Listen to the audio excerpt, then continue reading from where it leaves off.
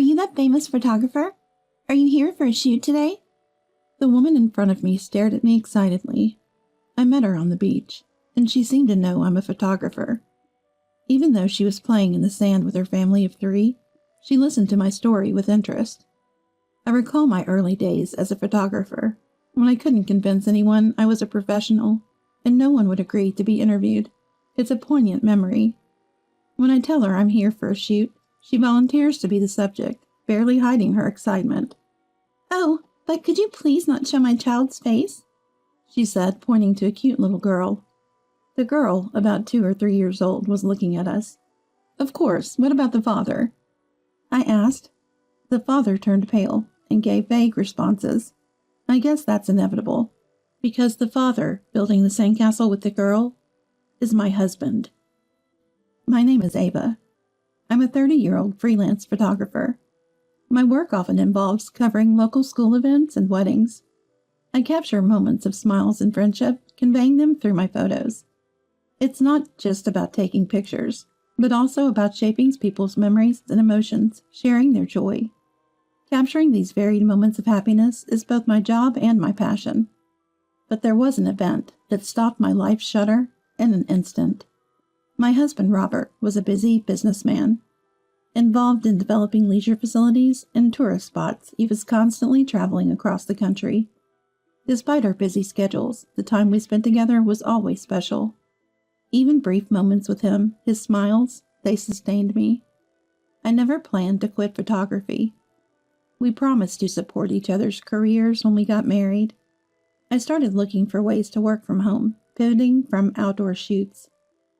First, I began sharing landscape and authorized portraits on social media as part of my portfolio. Posting my work in virtual galleries like online photo stores.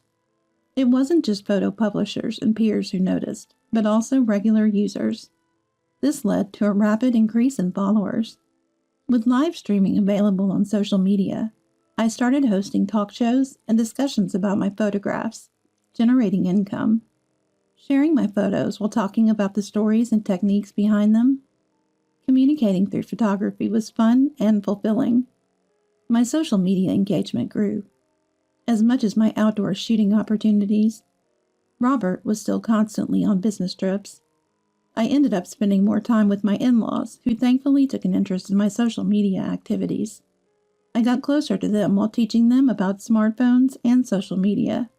They often watched my photos and live streams. They're both great people, making me feel less lonely during my husband's trips, leading to fulfilling days. However, we don't have children. Despite many tests, we just couldn't conceive. Both of us wanted kids, so not having them after several years of marriage strained our relationship. Initially supportive, Robert grew tired of the lengthy treatments, and I could feel us drifting apart. Just when his project reached a crucial phase, he started traveling more, sometimes not returning for 3 or 4 days. His focus shifted from our uncertain treatments to his challenging work. His interest in having children faded. His concerns for me dwindled, replaced by constant talk about work. Feeling lonely, I tried to understand his busyness. But no matter how understanding we weren't emotionally close. Just yesterday, he had a meeting with a client, and it seems a new project is starting. "I'll probably be away for a while, starting next week," he said, pulling shirts and other laundry from his large suitcase. He had just returned home, but I hurried to do the laundry. If it's not done, Robert won't bother with dry cleaning. He'll just buy new shirts. "It's faster and less risky," he says, but I prefer to save where I can. "So what about the hospital?" "It's impossible. Don't we need to go there directly? I can't leave work, and next week is just not going to work for me." I sighed softly, making sure my husband couldn't hear. I had made an appointment at the hospital, but if he said he was going on a business trip, there was nothing I could do. I didn't want to inconvenience his company or interfere with his work, which was being appreciated. I don't want to be a bother. "Well, it's tough being busy, isn't it? Ava, you're often out for photo shoots, too. Let's both do our best at work." "Yeah, take care of yourself, too, Robert."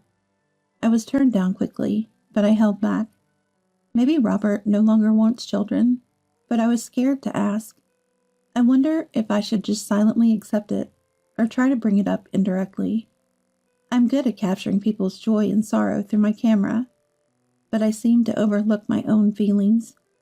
I felt like I was getting trapped in the frames of my photos.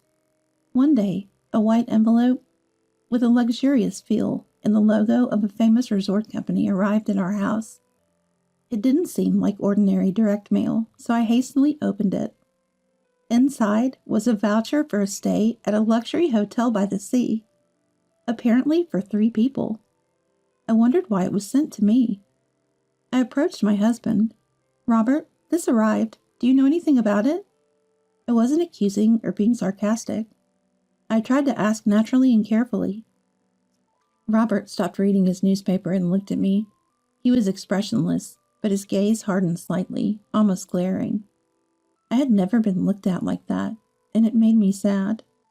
"Oh, that. A colleague couldn't make it, so I booked it instead. It's nothing weird. Just give it back to me." He reached out his hand. I handed over the envelope and tickets without saying a word. Robert took them, almost snatching them away. But when he saw the address, he looked at me, clearly annoyed. "This is addressed to me. Don't open my mail without asking." I apologized hurriedly. My husband, being in sales, receives various DMs as greetings. Those that arrive at home, I usually discard casually, so I was surprised to upset him. "I'm sorry. I didn't know it was direct mail. Just checking." "I'm here today. You could have asked." Robert took the envelope and went back to his room. I couldn't pursue the matter of the tickets any further. I wasn't quite convinced why he had to book tickets for a colleague, but I had no choice but to accept his explanation. However, less than half a month later, another change occurred. It was April, just before a long weekend. There was supposed to be a memorial service at my in-laws, but suddenly he said he had a long business trip. I was initially speechless. A business trip? Over the long weekend? In my line of work, I often get requests from families or for landscape photos. But there was a memorial service, so I had taken the time off. Not just freelancers, but generally companies are off during long weekends. Robert's company usually takes holidays too. Robert forced a smile, seemingly evasive. "It was a sudden decision. Had to be done. I have to work over the holiday. So, can you attend the memorial service for me?" I know he takes pride in his work and has been serious about his career since before our marriage. But at times, his excuses of work or business trips bothered me, and he ended up leaving with his favorite suitcase. It was a last-minute notice to my in-laws. They were angry at his behavior, but tried not to make me feel uncomfortable. "I'm sorry we opened up our schedule for nothing. I'll talk to Robert next time I see him," said my mother-in-law, Olivia, but all I could do was give a vague smile. I was supposed to stay for a few days after the service. Robert is their only child, and they didn't want me to go back so soon, so I ended up staying as planned till after the holiday. I spent my days doing housework and living a normal life, carrying my camera with me. I planned shoots with my in-laws and landscapes that I usually don't focus on, but somewhere in my heart, I felt a loss, missing the time that should have been spent with Robert. I decided to go to the beach one station away for work and a change of pace. During the long holiday, the beach was bustling with families enjoying the sea. Some opened colorful beach parasols, enjoying walks and sunbathing. I walked along the beach with my camera raised. Suddenly, a familiar voice made me stop. It was a family building a sandcastle. I was glad I wasn't holding my camera. If I had seen that scene, I couldn't have kept from dropping something. In the circle was Robert, my husband. He was with a young woman and a toddler, surrounding a sandcastle. They looked like a happy family, gathering white sand and seashells. I couldn't believe it. If I was on assignment, I would have snapped countless photos of this perfect family scene. But I couldn't believe my own husband was there. The toddler seemed about 2 or 3. Around the time I started feeling distant from Robert, he already had another family. I wasn't sure if the child was his, but a wife's intuition told me they were related by blood. I took the plunge and called out. I bravely approached not Robert, but the woman. The woman wearing a large hat was startled by my sudden approach. I managed to smile and apologized for speaking out of the blue. Then I handed her my business card, explaining I was a freelance photographer. The card only had my professional name and SNS contact. She looked at it with interest and started searching me up on her smartphone. Across from her, Robert, who had definitely noticed me, was staring frozenly at a point on the beach. "Would you mind if I took a photo of your family? I sometimes do live broadcasts, teaching photography tips." "Wait, you're Ava. I know, I follow you. You post tips on smartphone photography, right?" She was excited to be approached by a minor celebrity on SNS, unaware of my situation. Surprised she was a follower, I saw an opportunity, not just for photos, but even a live broadcast. When I suggested it, she eagerly agreed before I even finished. "Of course!" And there was a lot of excitement. I felt guilty for deceiving her, but my goal was to somehow document Robert's other family. "Please teach Mom's photography techniques, right, Robert?" Robert was panicking, desperately avoiding looking at me, and thinking of excuses. "Maybe we shouldn't, showing our faces and all." "I'm a model for brochures. Oh, could you just not show the child?" I later learned the woman, Lily, was a model he met through his company's PR department. I agreed, carefully adjusting my smartphone camera to keep the child out of the frame. I set up for live streaming, teaching the mother under the guise of a tutorial. The child was out of frame, leaving Robert as the center of the screen. His strained smile was positively received by the viewers, quickly spreading as cute, nervous dad. After ending the live stream, I thanked them and left. But within 10 minutes, Robert caught up and stopped me. He had left the child behind. I asked him plainly, "What are you thinking?" He was silent, probably too awkward with Lily, and ran to me instead. What was he planning by stopping me? "Ava, understand." "No explanations. And you want me to understand? Well, I saw enough." "It couldn't be helped. I had a child with her before you. It's okay. Lily's family is wealthy. She said we don't need to register the marriage." Robert defiantly confessed the truth. I couldn't believe a young woman with a child would say such convenient things. Lily must have realized he was married. "I wanted a child. You couldn't have one. Lily is kind, and her child is so cute, just like her. But I don't hate you or dislike living with you." He started to ramble incoherently. It seems he wanted to continue living as things were. "You won't be troubled. For me, the situation is perfect. Isn't this good enough?" It wasn't okay. It wasn't okay at all. I should have argued that, but I was so overwhelmed, I couldn't speak. Seeing me silent, my husband, perhaps feeling he had convinced me, looked somewhat triumphant and tried to leave. But then, unexpectedly, 2 people arrived. It was my in-laws, David and Olivia. "Robert, who are that woman and child?" David, red-faced with anger, demanded. Robert was startled by their sudden appearance. "I saw the live broadcast. Who's the woman and child you're with on your so-called long business trip? You didn't even come home." Olivia cut in protectively before David could stop her. I was shocked, too. They had seen the live broadcast and realized something was wrong. Stunned to see Robert with an unknown woman and child, they had hurried here by car.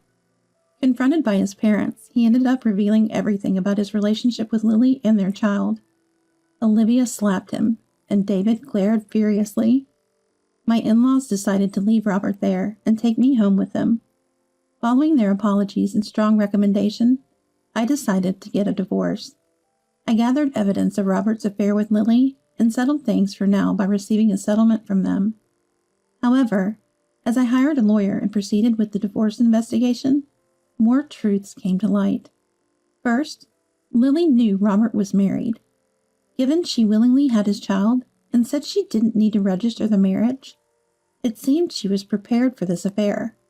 She wanted to keep Robert as long as possible, not just for money, but to avoid making their affair public. However, she genuinely didn't know I was his wife. When she realized she followed me on SNS, she became furious and blocked me everywhere. But then, she started posting on various social networks, attracting sympathy towards me instead. as she was openly admitting to being the other woman. Having a child with a married man caused trouble in her family too. She was kicked out and, in desperation, tried to move into my former in-laws' home where I no longer lived. Naturally, my in-laws refused. As the investigation for the divorce settlement continued, numerous women and men started appearing around him. It turned out he had been having affairs with multiple partners during his business trips. Some of these affairs even involved engaged or married people. I decided to send the live broadcast data. A little investigation would show I was the wife broadcasting, and he was with his mistress and their child. As a result, women deceived into thinking he was single and husbands whose wives he stole became furious and confronted Robert. He ended up being sued from all directions, including by me, with no choice but to accept all of them. While the truth about him kept unfolding, Lily, incredibly, took the child and ran away. It was her choice to escape the situation with him. The uproar she caused on SNS settled, and her account disappeared, so I decided to let her go. But considering her nature of bragging about affairs on SNS, she wouldn't just disappear. True to my thoughts, Lily created an entirely new account. However, she repeatedly posted as a tragic heroine, was easily identified, and caused issues. She kept deleting her accounts when things got tough and creating new ones. Robert, abandoned even by Lily, tried to turn to his parents as a last resort. But learning he had numerous affairs, my in-laws became even more furious and decided to sever ties with their son. After the affair scandal, Robert ended up with a substantial divorce settlement. As the legal proceedings advanced, inquiries from his mistresses and their husbands started flooding his company, complicating matters further. And yet, that wasn't the worst outcome. The scandal of exposing an affair with a child on SNS was unprecedented. When it was revealed that this happened during a business trip, rumors spread rapidly, and the company's facilities and reviews were flooded with angry comments. The loss of trust spread both inside and outside the company, and the management team felt a crisis, hurrying to devise a communication strategy. Unaccustomed to such situations, they had to hastily consult experts. Meanwhile, they tried to provide accurate information to employees and desperately worked to contain the confusion. This turmoil led to numerous inquiries and condemnations from both inside and outside the company, and Robert's reputation plummeted rapidly. He became a pariah at work. The company soon desired his resignation, and Robert had to look for a new job. Originally competent with good sales records, he was liked by the older generation who didn't use SNS, so he quickly found another job. But within half a year, he caused new troubles, like getting involved with the manager's wife and trying to charge hotel expenses for personal reasons. He was fired, joined a new company, but got fired again for relationship issues, and this cycle repeated. Now he's constantly driven out and looking for new jobs. Meanwhile, I continued my relationship with my former in-laws after the divorce. They were considerate in every way, and I lived peaceful days. Ending my relationship with Robert and starting anew was possible thanks to their support. After the divorce, I struggled with photographing children for a while. Even though my in-laws were also betrayed by their son, they supported me. They helped me believe that my relationship with Robert wasn't everything about marriage. One day, I photographed them talking peacefully. I plan to feature this photo prominently in my next online photo exhibition. They were quite embarrassed, but I think they will be pleased in the end.